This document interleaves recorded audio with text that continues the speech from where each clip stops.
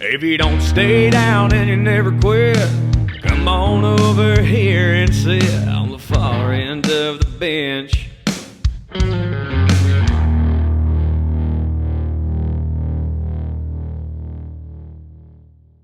I think it's part of the reason why the salary. Do some sage, because that's some bad juju you're throwing on us right now. Okay, do some sage. Maybe it'll help because we won't have a first round exit next year if Bettman's on the good side of Colorado. He'll help us out. He'll get us through. All right. Guess the bench trivia. So the way that this is going to work, we are going to be keeping a running tally during this summer, quote unquote, that we don't have any sports. Obviously, we know PLL and baseball are happening, but not like major sports. We're going to go until preseason is over for the NFL. My life. It is. It's major. It's major. We'll watch. We'll talk about it. But we play once a week, all right? Shit. I can't do a 2-hour show on my team. I love my team, but I can't do that. Okay. So we won't do that. We won't do that. These shows are going to go a little bit quicker. We might bring back some other segments, bring up some other things.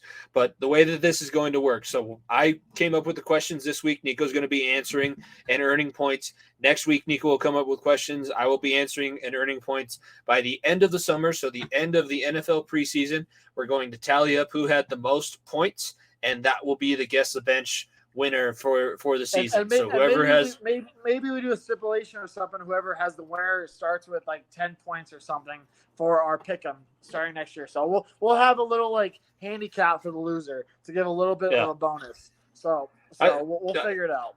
We can do that, and then we can also start adding in, if we do have more guests coming on the show, we can do trivia with them and see if we want a guest to earn points as well. Basically, it's the Who's Line segment of the Far End of the Bench podcast.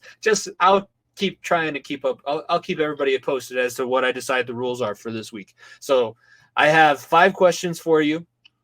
First 4 questions are all worth 1 point each. Last question, just like the racks at the 3-point contest, it's a money ball. It's worth 2 points. So you're going to have to think a little. It's one of the harder questions. That's the one I told you had a little bit of a social studies, world history element. There's no chance I get it. I'm going to tell you right now, okay? But I'll be honest with you. I'm a little after episode by me, Jimmy. I feel so bad. You're carrying the fuck out of me. I cannot wait to see how stupid I sound with these questions. So roll them off, buddy. I'm hoping that these aren't too difficult, because if they are too hard, then I feel like you're going to just dominate me with basketball trivia next week. So first one, question number 1, the topic is basketball. Question number 1 is, what is the diameter of a basketball hoop? What the fuck? Diameter? Dude, this is not a basketball question. This is a damn math question. God, I don't know. 12. So can I get the metric? Am I centimeters, meters? The unit is inches. The unit is inches. Fuck, I feel like feet would be easier. You can't necessarily count it in feet. Oh god, so my foot's 12 inches long. Give me 15. Honestly, not that bad. 18 inches. Fuck. Okay, because I thought I know the size of my foot's 12 inches. So I was like, okay, I wear a 12 size shoe, and I was like, okay, I think it's like maybe a quarter of my foot more. So I'll take it. That's not a bad guess. I'll pat myself on the back for a mid question and getting close. It's an easy 1.5 feet. So if you're playing along at home, by the way, 18 inches. That is the diameter of a basketball hoop, if you're ever curious. Yeah. It's not 12. It's not.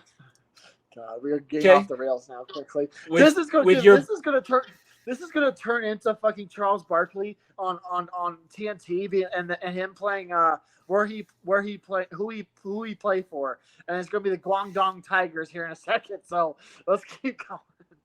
So the next one plays on your history as a former national team associate. Question number 2: okay. What is the national sport of Canada? Lacrosse. Okay. So I you heard the I knew that. I figured. I knew that for a fact. I figured. You asked the wrong person that question. I knew that because obviously, look, lacrosse and look, hockey's big over there, but people forget that box lacrosse is that big of a sport in Canada. Like it is the like everyone plays has a stick in their hand during the summer. Canada is not cold constantly, okay? And there's only so many rinks. Yeah, there's a ton of rinks in Canada, but people play box lacrosse, play lacrosse on the field all the time there. So yeah, I knew that. I didn't have to second guess my that one on that one. I know Canada's big there, but you like I said, people think I'm lying right now. I know for a fact that it's look it up. Like Jimmy would not come here with a lie. A and B. Yeah. Lacrosse is that big of a sport. Like the World Games is going on right now for Team USA. I have a bunch of my boys on the team, a bunch of guys on Team Canada as well, and USA and Canada, top two teams. If USA loses, it's basically like all hell's breaking loose like basketball. But Canada is easily the second best team. They have a bunch of great players, and like I said, people play lacrosse and then they play hockey second. It's weird saying that, I know, but it's true. Yeah, I was a little surprised. I feel like most of our listeners, if they are listening, will think that it is hockey, but the national sport of Canada is lacrosse. So that is you're 1 for 2. You got 1 point so far. Question number 3 is a racing question. I know you're going to know this one, but for those of us listening, I want you to take your time answering. And for those of us listening, let's see how much of a degenerate you really are. So here we go. Here's the question. Question number 3 is God. The Triple Crown Award is given to the horse that wins which 3 races?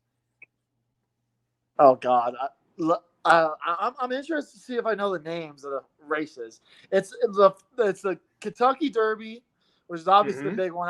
That's a bucket list that I just need to go to. That's the first one. That's the first of the Triple Crown. Belmont, I know, is the second one. Belmont Stakes, or maybe it's the third race. Oh, it's the third one. It's the third one, but you're right. It's the Kentucky Derby. It's the Belmont. You're missing one. Isn't it in California? No, I believe I want to say so. Derby's in Kentucky. Belmont. I think it starts with a P. Was it like Pepperdine or not Pepperdine? I'll give you one more try. It does start with a P. Can I get like a mini hint? Is it like East Coast, West Coast?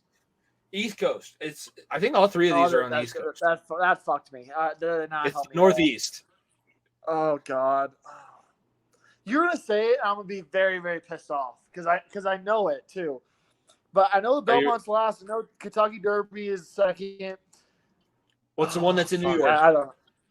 I don't know. Just give it to me. The Preakness. Kentucky Derby, the Preakness, and the Belmont Stakes. All 3 of the Triple Crown races in horse racing. How did I not get the Preakness? Oh man, I don't know why I didn't get Preakness. Okay, that's on me. The first one, no shot I would have got that. The second one, I definitely knew. That one, I should have definitely knew as well. I thought you were gonna have that, like, oh yeah, because of my past life, because we don't gamble anymore. Because of my past life. No, we do not gamble anymore. The Kentucky Derby, Preakness, Belmont, the 3 legs of the Triple Crown in horse racing. So still at 1 point. I only watched the Belmont because if the horse that won the Kentucky Derby won the Preakness, and like I find out like I don't really watch the middle race, so like I'll watch Belmont if the guy who won the Kentucky Derby won the Preakness. I'm pretty sure I forgot the name of the horse. He lost this year. And it lost the Preakness or didn't race or something. I was like, oh well, there's no point in watching the Belmont. I love the Kentucky Derby. It's the premier event, like one of the premier events in this country. Like that, the Masters, Super Bowl. Like you can go down a list of names. Like it's right up there. So, but yeah, I cannot believe I forgot the Preakness. Damn. Like that's gonna bug me. That's gonna bother me. It was close. Question number 4 is in MMA. That is the topic. The Ultimate Fighter Season 1 finale featured which two light heavyweight Hall of Famers? I know the names, so I'm gonna soak it in because one guy unfortunately passed away. I believe it was last year. So Stephen Bonner, he was the loser, I believe. He passed away unfortunately. He was a coach for a long time. He's a pretty solid MMA coach for a long time. Obviously, he did not have the run that the guy he lost to did in Forrest Griffin. Forrest Griffin, absolute animal, a guy that is done so much for the UFC past his career too. He's been a guy that has mentored a bunch of bunch of young up and comers. He does a lot of promotional stuff, growing the fight game, the MMA game. And look, if you're a brand new MMA fan, go watch that fight. like I'm pretty sure it's on ESPN or you can find it on YouTube somewhere, because that is somewhere. like Dana White contributes that fight to being the start of MMA taking off in the States.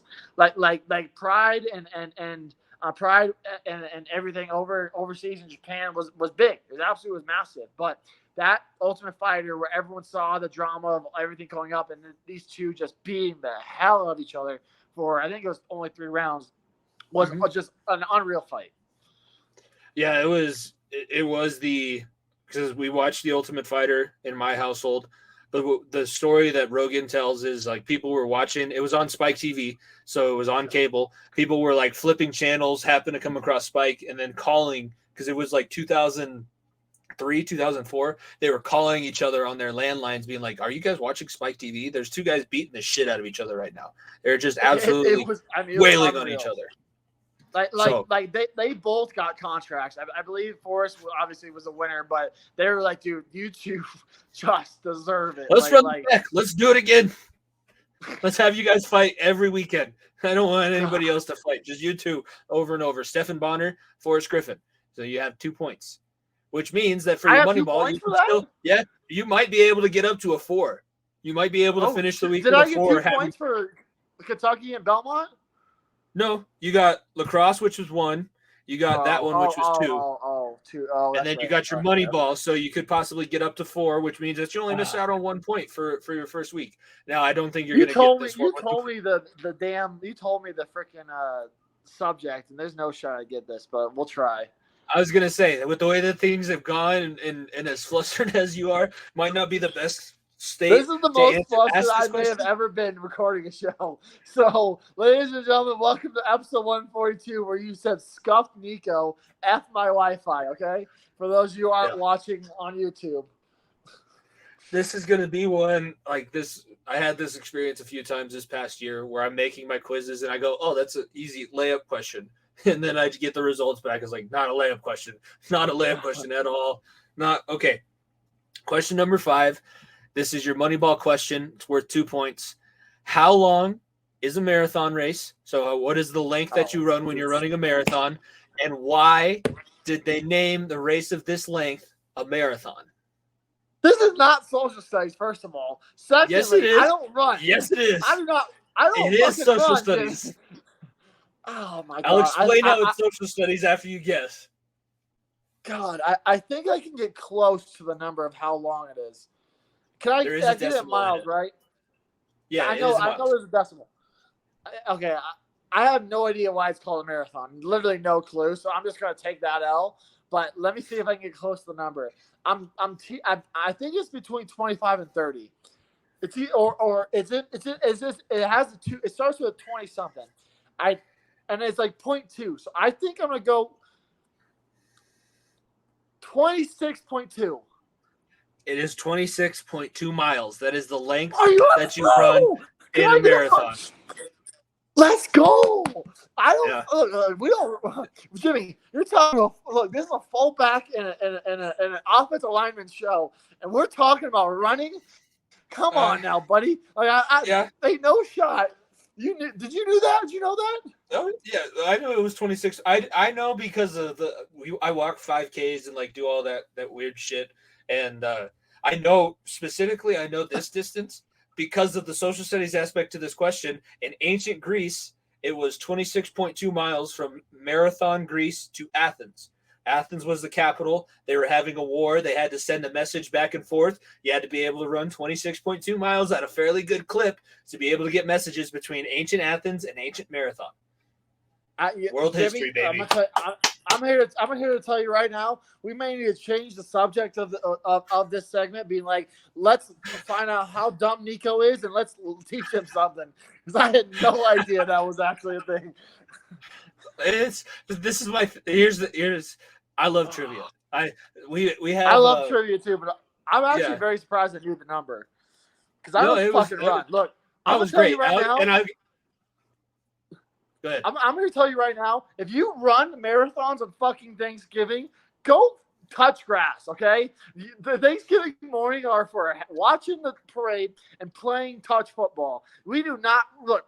We are a show, like I said, we are a show with a fullback and offensive lineman. We do not run, okay? We play the center roll on flag football and get touchdown or get first down 5-yard outs, okay? That's our role on Thanksgiving morning. We don't run. So I am very surprised I knew that answer. But look, I'm honestly, I got 2 points I'm out of 5. Yeah. Well, here's the question. Do I get one? That was my because I got question. the second. Because you can't get half of a Moneyball point in the So 3-point I contest. I will make the fifth question a 2-parter next week for you. So I get half credit, so I'll get 1 point. So I got 3. So there's a possibility of 6 total points.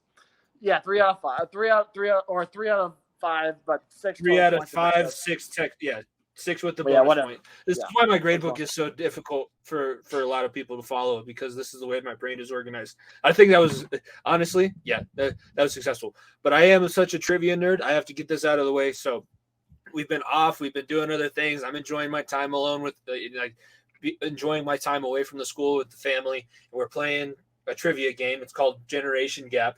So the point that you'd have like teams of people of different generations, because depending on where you are on the board, you have trivia based on that generation. So it's like Boomer, Gen Z, Millennial, and Gen X are the 4 generations. I was so far ahead of everyone. Is this a board game? It's a board game. Yes. 3 shout-outs. Sorry. Well, hopefully, if we continue to do this right, we'll get a collaboration going here at some point. I think that would be awesome. Maybe we should get David to make us a trivia app. Imagine a board game. My gosh. That would be awesome. But no, I was so far ahead of everybody that we made it. I'm somewhat. Go ahead. I live for trivia. I really do. Like I listen. Like I watch.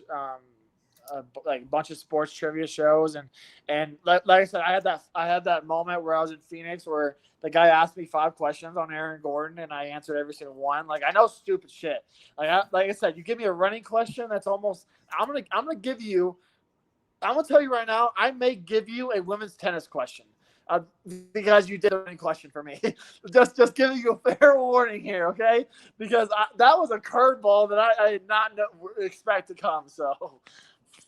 I think that it was overall it should be successful, and play along at home. By the way, this is that's kind of the point of this segment. We want you to play along, see if you can answer the questions. If you get them all right, and you feel like you can come challenge us, maybe we'll start interacting. This will be how we get our interaction on social media. Let us know if you're like a trivia wizard and you think that you've been beating us. We can maybe bring you on and have you on for that part of the segment on the show. If you don't stay down and you never quit, come on over here and sit on the far end of the bench.